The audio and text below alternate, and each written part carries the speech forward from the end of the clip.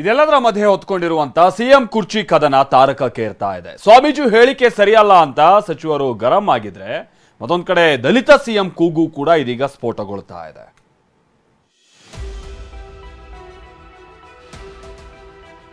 ಕಾಂಗ್ರೆಸ್ನಲ್ಲಿ ಮತ್ತಷ್ಟು ಹೆಚ್ಚಿದ ಬದಲಾವಣೆ ಕಿಚ್ಚು.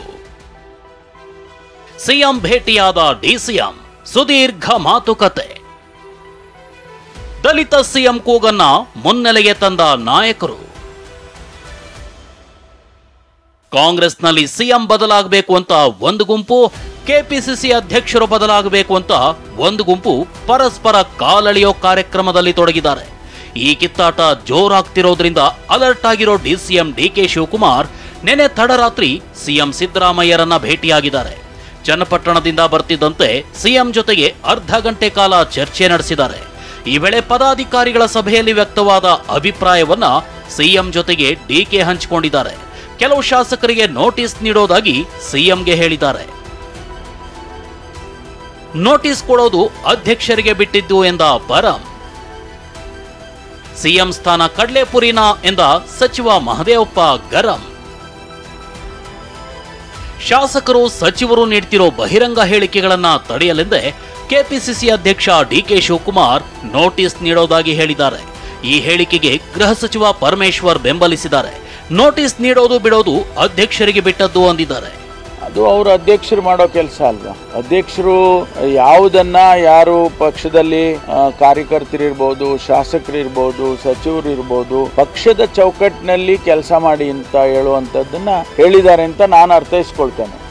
ಒಂದೆಡೆ ಡಿಕೆ ಶಿವಕುಮಾರ್ ನೋಟಿಸ್ ಕೊಡ್ತೀವಿ ಅಂದ್ರು, ಇತ್ತ ಸಚಿವರು ಶಾಸಕರು ಕ್ಯಾರೆ ಅಂತಿಲ್ಲ.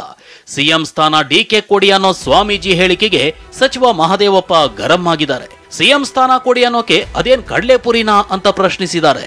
ಇನ್ನು ಸಚಿವ ಕೃಷ್ಣ ಬೈರೇಗೌಡ ಸ್ವಾಮೀಜಿಗಳು ತಮ್ಮ ಮಠದಲ್ಲಿ ಕೂತು ಏನ್ ಬೇಕಾದ್ರೂ ಮಾತಾಡ್ಲಿ ಅಂದಿದ್ದಾರೆ.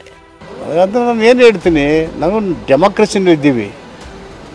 ಅವ್ರಿಗೆ ಕೊಡಿ ಇವ್ರು ಕೊಡಿ ಅಂತ ಇದ್ದೀನಿ. ಕಡ್ಲೆಪುರಿನ ಒಂದೊಂದು ಪಕ್ಷ ತೆಗೆದು ಕೊಡೋಕ್ಕೆ ಯಾರೋ ಓಲೈಕೆಗೋಸ್ಕರ ಮಾತಾಡೋದು, ಹೊಗಳಿಕೆಗೋಸ್ಕರ ಮಾತಾಡ್ತಕ್ಕಂಥದ್ದು, ಅಥವಾ ಪಕ್ಷಕ್ಕೆ ಧಕ್ಕೆ ಉಂಟು ಮಾಡಬೇಕು ಅಂತ ಮಾತಾಡೋದು ಸಮಂಜಸ.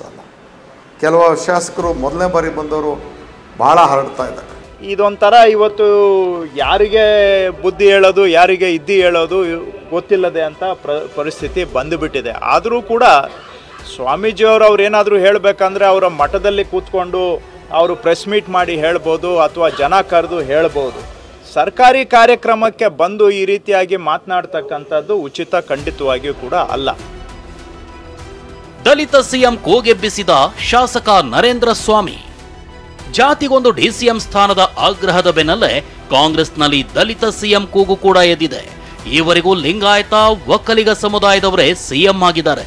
ಈವರೆಗೂ ಶೋಷಿತರು ಸಿಎಂ ಆಗಲಿಲ್ಲ ಅಂದಿದ್ದಾರೆ. ಈ ಬಗ್ಗೆ ಮಾತನಾಡಿರೋ ಸಚಿವ ಎಚ್.ಸಿ. ಮಹದೇವಪ್ಪ, ಒಂದಲ್ಲ ಒಂದಿನ ದಲಿತರು ಸಿಎಂ ಆಗೇ ಆಗ್ತಾರೆ ಅಂದ್ರು. ಬಹುಸಂಖ್ಯಾತರಾದಂಥ ಜನ ಸದಾ ಒಂದು ಪಕ್ಷಕ್ಕೆ ಬೆಂಬಲ ಕೊಟ್ಕೊಂಡಿದ್ರು ಕೂಡ ಈ ಒಂದು ವಿಚಾರದಲ್ಲಿ ಮಠಾಧಿಪತಿಗಳು ಶೋಷಿತರ ದನಿ ಆಗಬೇಕು ಹೊರತು ನೀವು ಜಾತಿಯ ದನಿ ಆಗೋದು ಸರಿಯಲ್ಲ. ಯಾರ್ಯಾರು ಯಾವ್ಯಾವ ಕಾಲದಲ್ಲಿ ಮುಖ್ಯಮಂತ್ರಿ ಆದರೂ ಆಗದೇ ಇರೋರು ಯಾರಿದ್ದಾರೆ ಅಂದರೆ, ಆಗದೇ ಇರೋ ಪಟ್ಟಿಯಲ್ಲಿ ನಂಬರ್ 1ನೇ ದಲಿತರು ಬರ್ತಾ ಇದ್ದಾರೆ ಅಲ್ವಾ.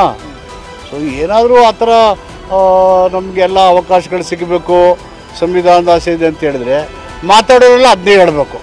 ಅದು ಬಿಟ್ಬಿಟ್ಟು ಬೇರೆ ಬೇರೆ ಹೇಳಿದ್ರೆ ಹೆಂಗೆ? ಸಂವಿಧಾನ ಆಶೆ ಈಡೇರಿಸ್ತಾ ಇಲ್ಲ. ಈಡೇರಿ. ಹೀಗೆ ಕಾಂಗ್ರೆಸ್ನಲ್ಲಿ ಸಿಎಂ, ಡಿಸಿಎಂ, ಕೆಪಿಸಿಸಿ ಅಧ್ಯಕ್ಷ ಸ್ಥಾನದ ವಿಚಾರಕ್ಕೆ ವಾಗ್ಯುದ್ಧವೇ ನಡೀತಿದೆ. Bureau report, TV9.